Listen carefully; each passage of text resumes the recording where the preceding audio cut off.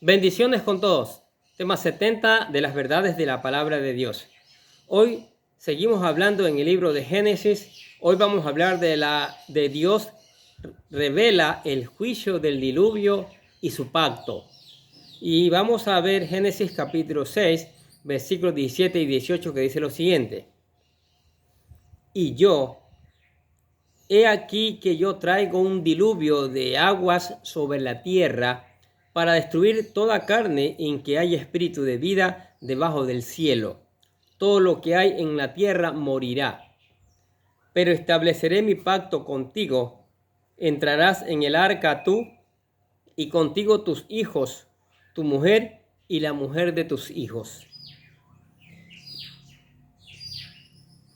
En el tema anterior vimos cómo Dios le da las instrucciones precisas a Noé para la construcción del arca. Aunque nosotros solo tenemos la versión resumida en las Escrituras, ahora veremos que el Señor revela el tipo de juicio con el que limpiará la corrupción en la tierra. También le anuncia a Noé que hará un nuevo pacto con la humanidad a través de él, el pacto noético. Y veremos una pista en estos versículos en cuanto al tiempo que tuvo Noé para hacer el arca. La frase "y yo, he aquí que yo traigo", la repetición en las Escrituras es un énfasis para que el lector ponga mayor atención al anuncio que está por darse, porque nos habla de un evento que el Dios Todopoderoso declara que lo traerá y ocurrirá con toda certeza.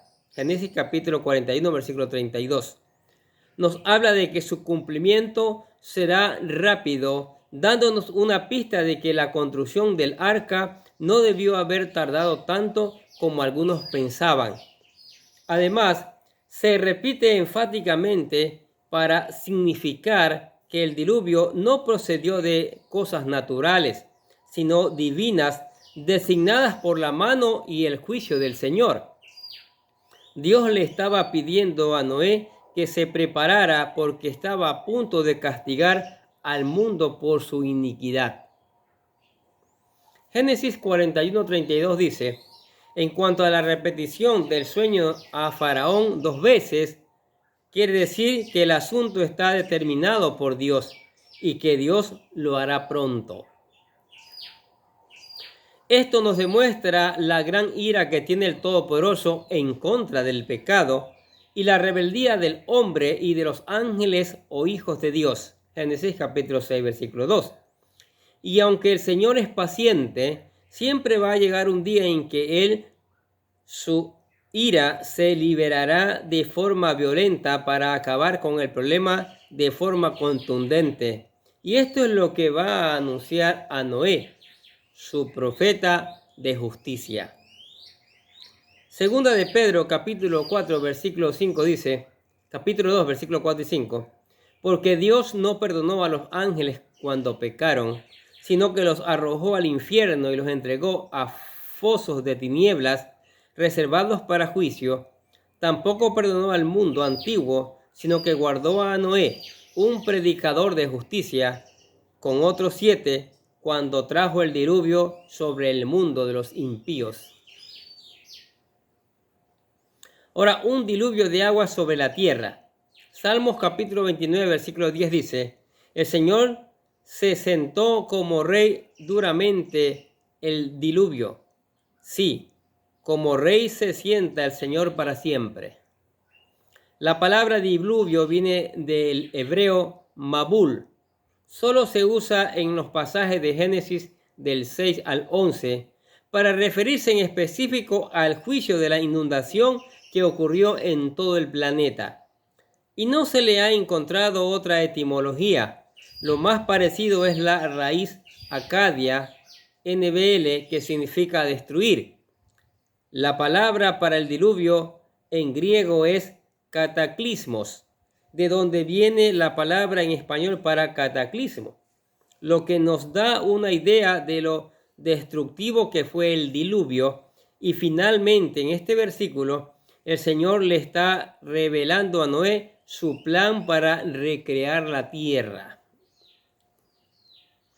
Mateo capítulo 28, versículo 34 dicen, pues así como en aquellos días antes del diluvio están comiendo y bebiendo, casándose y dando en matrimonio, hasta el día en que Noé entró en el arca. Podemos establecer un paralelo entre la creación en Génesis capítulo 1, donde en un inicio la tierra estaba cubierta con agua y Dios crea todo a partir de este punto. De una forma similar, vemos una recreación que ocurre con el diluvio, en donde la separación de las aguas sobre y bajo del cielo, que ocurrió en Génesis capítulo 1, versículos 6 y 8, se vuelven a unir, porque el diluvio hace lo opuesto y parece volverlas a unir cuando se abrieron las ventanas de los cielos y toda esta agua cayó en forma de lluvia a la tierra. Ahora tenemos un patrón de destrucción de toda la corrupción de los hombres y de los animales y de recreación, en donde el Señor permite la participación de Noé, un hombre justo, perfecto entre sus contemporáneos, quien se caminaba con Dios, quien tenía la tarea de proteger la semilla de la humanidad y de los animales durante la limpieza que va a ocurrir con el diluvio. Increíble tarea, ¿no? Segunda de Pedro, capítulo 3, versículos 5 y 6 dicen, pues bien, por su propia voluntad pasan por alto esto, que por la palabra de Dios existen desde tiempos antiguos los cielos y la tierra que surgieron del agua y fue asentada en medio del agua. Por esto el mundo de entonces fue destruido, inundado en agua. Encontramos que el diluvio presenta tres cosas. Primero, un tipo de ira en contra de los enemigos de la iglesia. Isaías capítulo 54, versículos 9 al 14. 2. Un tipo de bautismo en agua bajo el Nuevo Testamento. 1 Pedro capítulo 3, versículos 20 y 21. Y 3. Un tipo de juicio final del mundo que será por fuego cuando Jesucristo regrese a la tierra. 2 Pedro capítulo 3, versículos 6 al 7. Vamos a leer estas citas bíblicas. Isaías 54, 9 al 10 dice, porque esto es para mí como en los días de Noé, cuando juré que las aguas de Noé nunca más inundarán la tierra. Así he jurado que no me enojaré contra ti ni te reprenderé, porque los montes serán quitados y las colinas temblarán, pero mi misericordia no se apartará de ti, y el pacto de mi paz no será quebrantado, dice el Señor, que tiene compasión de ti. Y segunda de Pedro, capítulo 3, versículos 6 y 7 dicen, por esto el mundo de entonces fue destruido, inundado en agua, pero por la misma palabra, los cielos y la tierra que ahora existen están reservados para el fuego, guardados hasta el día de juicio y de la destrucción de los hombres impíos. Ahora la frase para destruir toda carne en la que haya espíritu de vida debajo del cielo.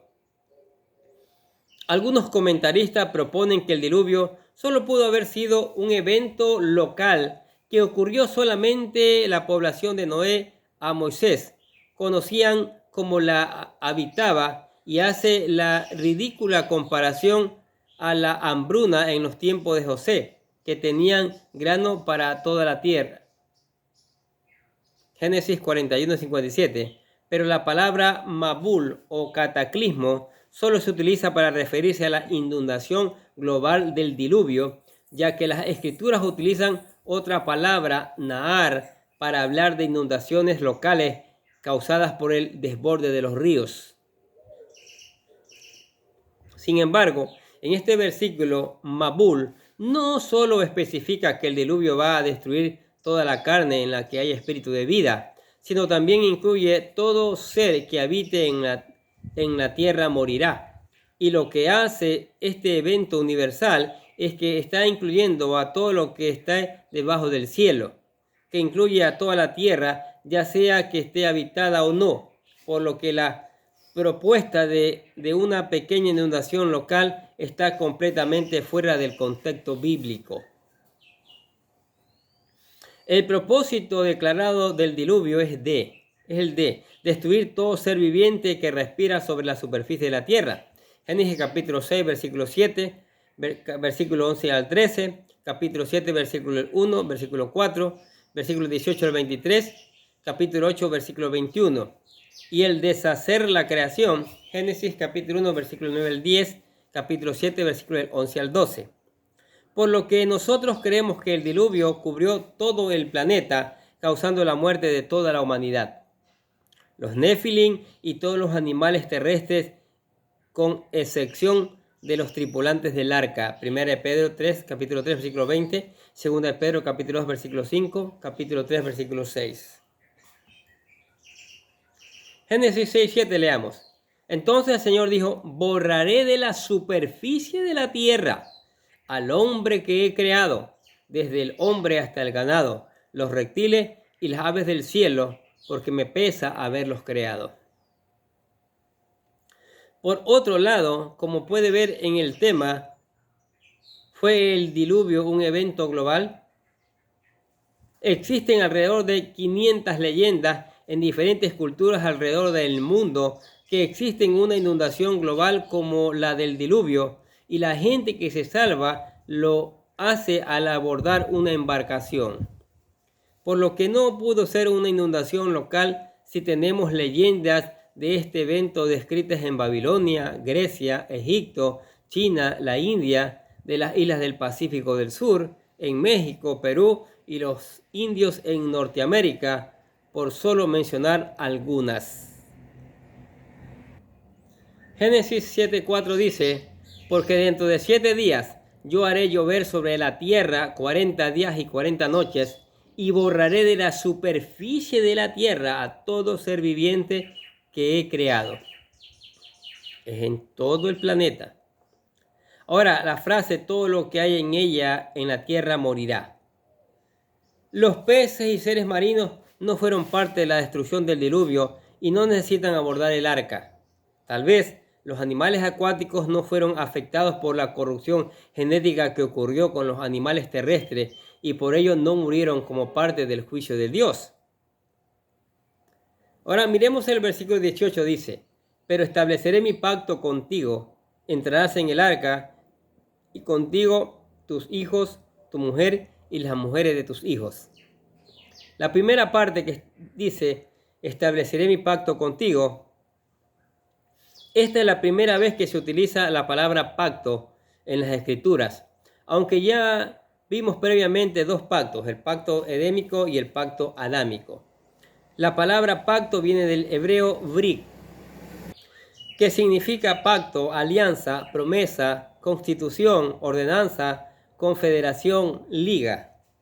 El concepto de pacto es el tema central y unificador de las Escrituras con la manifestación del pecado, por un lado, y de la salvación divina por el otro. Por eso es tan importante que la primera vez que se menciona la palabra pacto en la Biblia esté en el contexto de la salvación de la humanidad. El pacto es el único medio por el cual el Señor trata con su creación humana caída y rebelde. Y para nosotros no hay una garantía más firme que la seguridad jurídica, paz o lealtad que podamos tener de nuestro Creador que a través de un pacto con Él. El concepto del pacto es crucial para comprender la revelación divina, la relación de Dios con su pueblo, para entender la tensión entre la soberanía de Dios y el libre albedrío humano, porque la humanidad caída ha demostrado que no ha cumplido con su parte del pacto por su pecaminosidad y debilidad humana, desde el fracaso de Adán en el jardín del Edén, donde nuestro Creador nos da su pacto a través de sus promesas y bendiciones. Pero ahora vemos cómo toda la carne debe perecer por la violación del pacto de Dios. Por eso el Señor establece su pacto de salvación y gracia con Noé, quien es elegido para recrear al mundo, al salvaguardar la semilla de la humanidad y los animales en el arca. Génesis capítulo 9, versículo 8 al 11 dicen, entonces Dios habló a Noé y a sus hijos con él diciendo: He aquí que yo establezco mi pacto con ustedes, con sus descendientes después de ustedes, y con todo ser viviente que está con ustedes, aves, ganado y todos los animales de la tierra que están con ustedes, todos los que salieron del arca, todos los animales de la tierra. Yo establezco mi pacto con ustedes. Ninguna carne volverá a ser exterminada, jamás por las aguas del diluvio, ni habrá otra vez diluvio para destruir la tierra.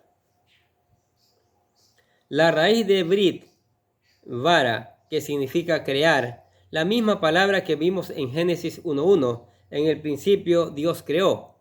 Pero vara también significa cortar, dividir, trinchar la carne, porque en la antigüedad los pactos que se celebraban entre dos personas involucraban el sacrificio de animales que eran cortados a la mitad. Y las personas que entraban en el pacto debían de pasar en medio de los trozos de carne de los animales, dando a entender que si violaban el pacto de sangre, el castigo que les esperaba a cualquiera de las partes era la pena de muerte, mostrando la seriedad de estos pactos que no solamente tenían promesas, sino también compromisos. Esto es precisamente el contexto que vemos en Génesis capítulo 19, versículo 9 al 21, en donde Abraham partió a la mitad los animales para hacer un pacto con Dios, un pacto de sangre. Leamos lo que dice Génesis capítulo 15, versículos 9 y 10. El Señor respondió: Tráeme una novilla de 3 años, una cabra de 3 años, un carnero de 3 años, una tórtola y un pichón. Abraham le trajo todos estos, los partió por la mitad y puso cada mitad en frente de la otra, pero no partió las aves. Un pacto solamente entre dos partes está caracterizado porque cada uno de los participantes está obligado a cumplir con su parte. Por eso es importante que entendamos que todos los pactos divino-humanos involucran un compromiso de obedecer, que es sellado con una sanción por desobediencia. De esta forma nos es claro entender que los aspectos de la ley de Dios, su promesa de gracia y su redención en su pacto no son mutuamente exclusivos. Al contrario, son parte integral del pacto al que nos comprometemos cuando decidimos poner nuestra fe en Jesucristo y formar parte de su pacto de salvación. En este versículo el Señor nos manifiesta que Él no está dispuesto a abandonar su pacto original. Al contrario, nos dice que Él lo va a restablecer con Noé.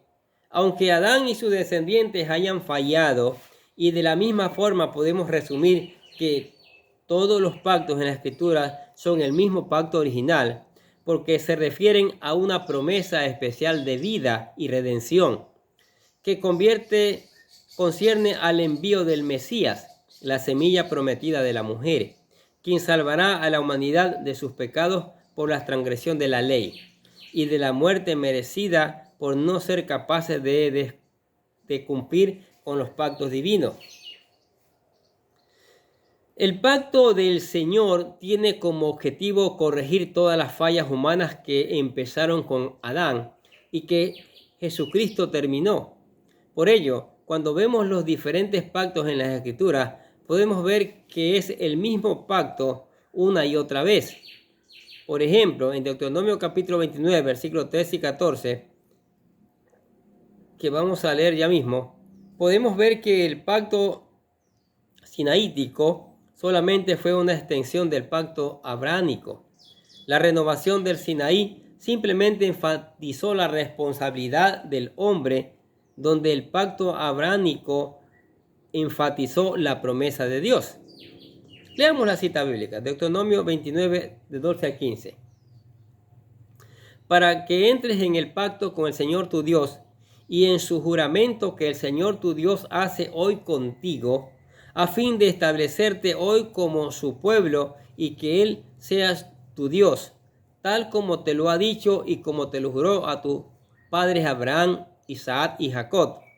Y no hago solo con ustedes este pacto y este juramento, sino también con los que hoy están aquí con nosotros en la presencia del Señor nuestro Dios, y con los que no están hoy aquí con nosotros. Por otro lado, pactos como el pacto sacerdotal de Números 25, del 12 al 13, el pacto davídico en 2 de Samuel capítulo 7 y el nuevo pacto de Jeremías 31 al 31 a 36, son todos aspectos administrativos del mismo pacto. El pacto de gracia de Dios, este pacto alcanza su punto culminante en la encarnación, donde Cristo, que representa a su pueblo, cumplió todas las estipulaciones del pacto y cargó con la maldición que merecía por romperlo. Leamos Hebreos capítulo 8, versículos del 8 al 10. Porque reprochándolos, él dice: miren que vienen días, dice el Señor, en que estableceré un nuevo pacto con la casa de Israel y con la casa de Judá. No como el pacto que hice con sus padres en el día que los tomé de la mano para sacarlos de la tierra de Egipto, porque no permanecieron en mi pacto, y yo me desentendí de ellos, dice el Señor. Porque este es el pacto que yo haré con la casa de Israel después de aquellos días, dice el Señor. Pondré mis leyes en la mente de ellos y las escribiré sobre sus corazones. Yo seré su Dios y ellos serán mi pueblo. Tremendo, ¿no? El anuncio del pacto, incluso antes de que comiencen las inundaciones, muestra las intenciones de Dios para salvar a la humanidad, incluso antes de desatar su ira. Esta secuencia de gracia e indignación ya apareció 2 veces en Génesis, antes de que Dios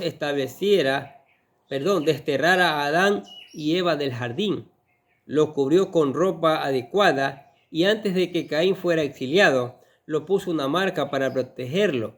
Aquí Dios está anunciando su pacto incluso antes de enviar el diluvio. Salmos capítulo 24, versículo 5 dicen: Él recibirá la bendición del Señor y la justicia del Dios de su salvación.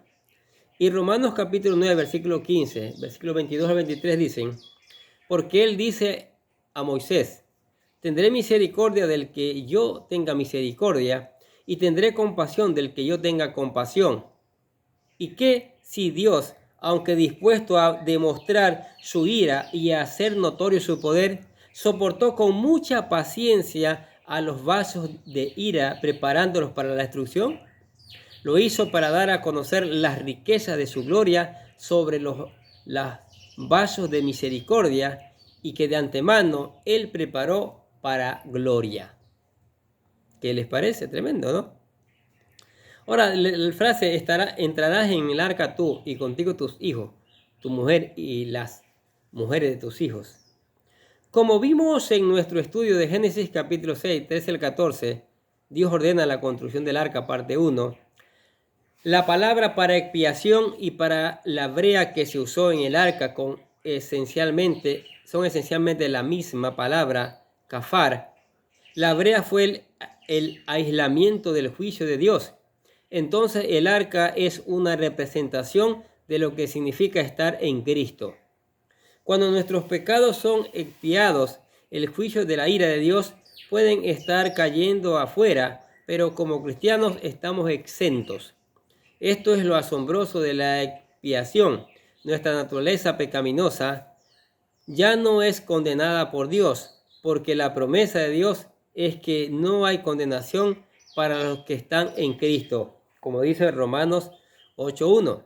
Por tanto, ahora no hay condenación para los que están en Cristo Jesús, los que no andan conforme a la carne, sino conforme al Espíritu, porque estamos cubiertos por la justicia del Señor Jesucristo.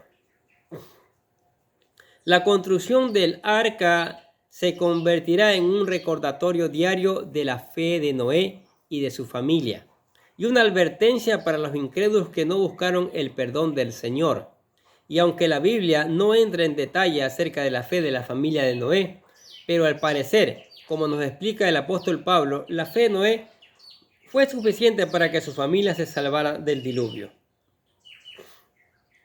Primera de los Corintios, capítulo 7, versículo 14 dice, porque el marido no es creyente, el marido que no es creyente es santificado por medio de su mujer, y la mujer que no es creyente es santificada por medio de su marido creyente.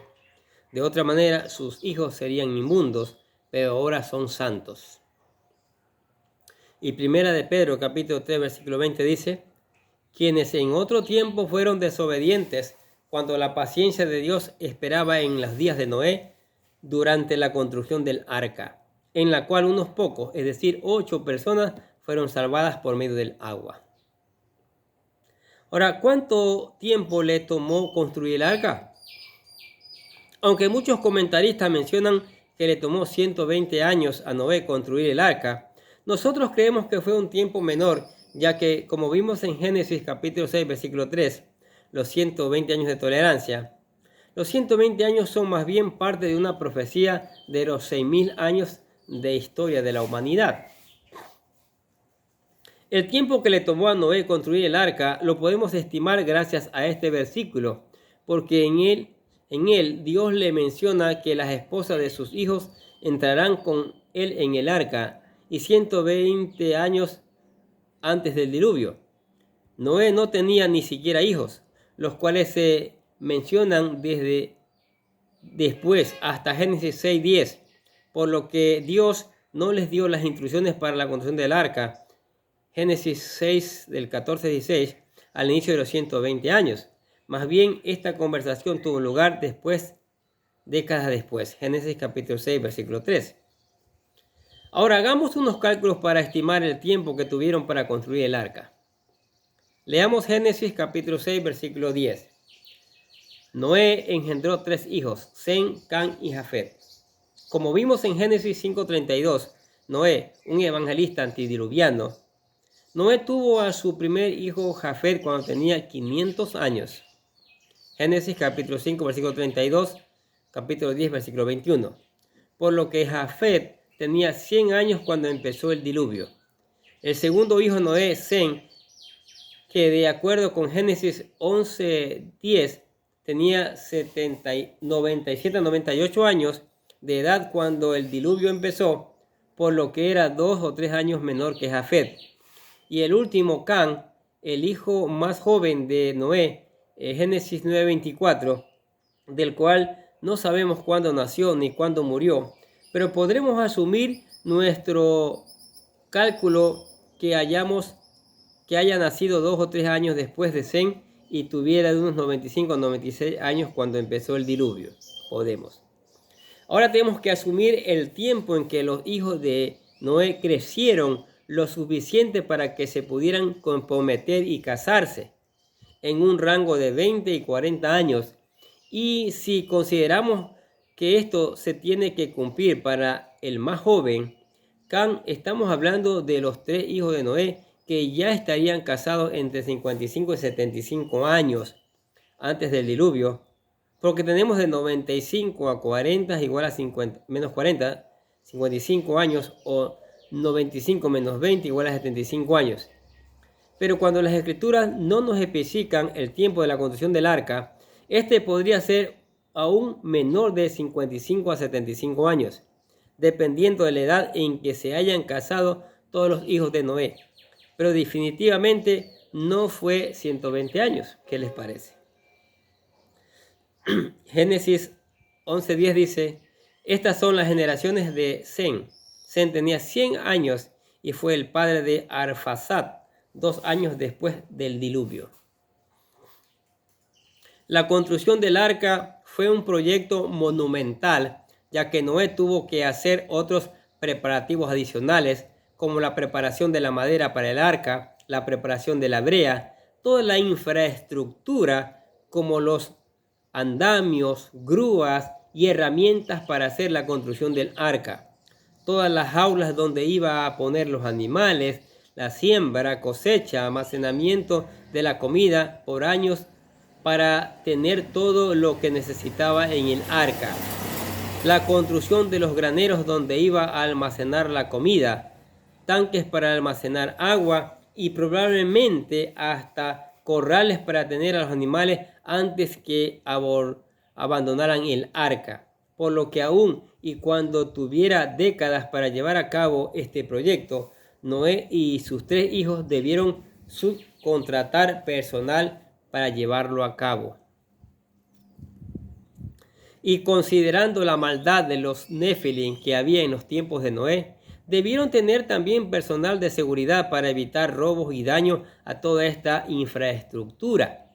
Seguramente estas personas han de haber pensado que Noé estaba loco, pero como él les estaba pagando por sus servicios, ellos debieron continuar haciendo el trabajo.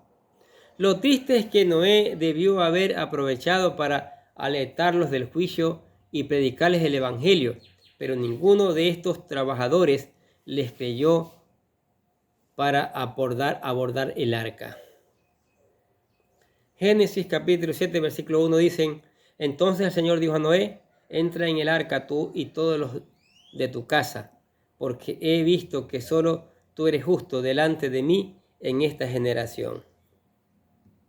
¿Qué le parece estas verdades de la palabra de Dios? Muy interesante, ¿no es cierto? Ahora, ¿no cree que es el tiempo de buscar al Señor Todopoderoso? A ese Señor Jesucristo que Dios lo anunció desde el Génesis, que a pesar de la que la humanidad cayó, murió, Él decidió entregarlo para salvarnos. Porque la segunda parte del juicio es por fuego, ya no por agua. Entonces, si usted no quiere pasar por el fuego del Señor, fuego consumidor, acepte a Jesucristo. Reconózcalo como su Señor y su Salvador. Aquí le presentamos la oración de fe, la oración para aceptar a Jesucristo. Hágala con todo su corazón, buscando convertirse en un hijo de Dios. Dice así: querido Dios, sé que soy un pecador y que nada de lo que hago puede hacerme ganar el cielo o la vida eterna. Creo que Jesucristo murió por mí, derramando su sangre para lavar todos mis pecados, para ser perdonado, para ser redimido, y que se levantó de la tumba al tercer día.